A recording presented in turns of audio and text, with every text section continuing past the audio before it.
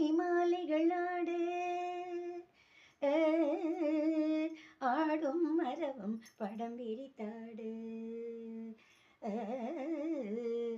ஆறு நவமணி மாலைகள் ஆட ஆடும் மரவம் படம் விரித்தாடு சீரணி குன்றை மலத்துடையாட சிதம்பர தேராட சீரணி குன்றை மலத்துடையாட சிதம்பர தேராட